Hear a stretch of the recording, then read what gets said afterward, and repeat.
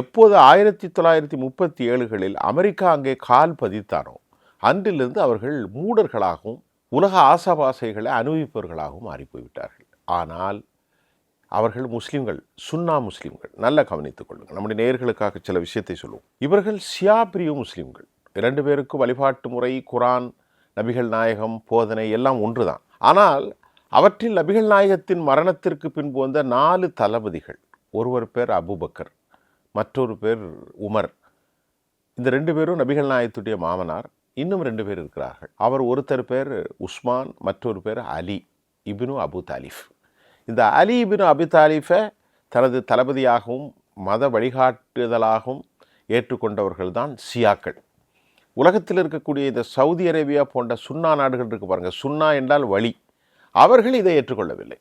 ஆகவே அவர்களுக்குள் ஒரே குரான், ஒரே நபிகள் நாயகம், ஒரே அல்லாஹ் என்றாலும் இந்த கோட்பாட்டில் தான் அவர்கள் ஷியா என்றும் சுன்னா என்றும் பிரிகிறார்கள். நல்லா புரிந்து கொள்ளுங்கள்.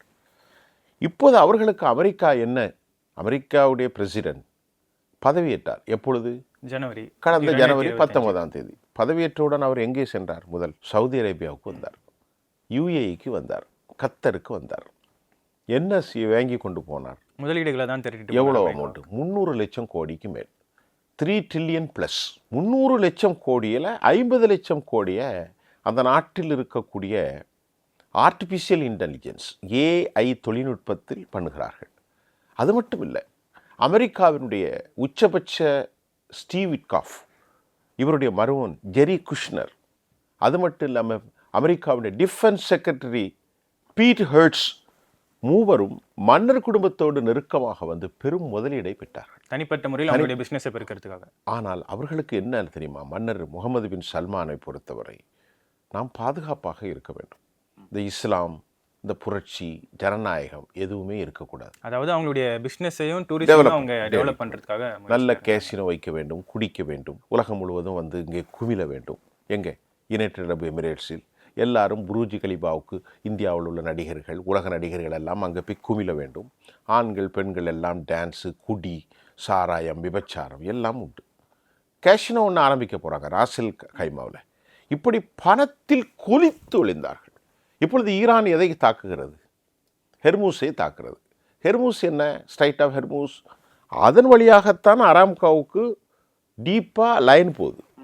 அந்த ஹெர்மூஸின் வழியாகத்தான் யுனைடெட் அரபு எமிரேட்ஸுக்கு ஆயில் போகுது, யுஏஇக்கு. அந்த ஹெர்மூஸ் வழியாகத்தான் சிஎன்ஜி, இயற்கை எரிவாயு கத்தருக்கு போகிறது. இவர்கள் பண்ணால் எரிவதை கட்டையை பிடுங்குகள், கொதிப்பது நிற்கும். அடிச்சா அடி. யார்? ஈரான். ஹெர்மூஸு ஷட் டவுன், இழுத்து கதவு உடைக்கப்பட்டு விட்டது. நாம் ஒரு வீட்டுக்கு போகிறாந்தாலும் என்ன செய்வோம்? 1 கிலோ ஆப்பிள் வாங்குவோம், 1 கிலோ ஸ்வீட் வாங்குவோம், அல்லது ஒரு பொக்கையெல்லாம் கொடுப்பார்கள். அமெரிக்கா போன்ற நாட்டு தலை, இந்தியாவில் மோடி வந்தாலும் அவ்வளோதான் கொடுப்பார். ஆனால் அந்த நாட்டுடைய அதிபர் என்ன கொடுத்தார்?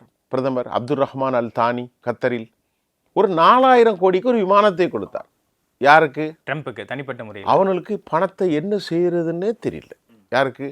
ஐயா, 4000 கோடிக்கு ஒரு விமானத்தை கொடுத்தார். 4000 கோடினால் எவ்வளோ பெரிய அமௌண்ட்? 500 பில்லியன். இலங்கை போன்ற சிறிய நாடுகளுக்கு 4000 கோடி வந்துவிட்டால் அவன் செழிப்பாகி விடுவான். இந்த அளவிற்கு பணத்தை என்ன செய்யுதுன்னு தெரியல.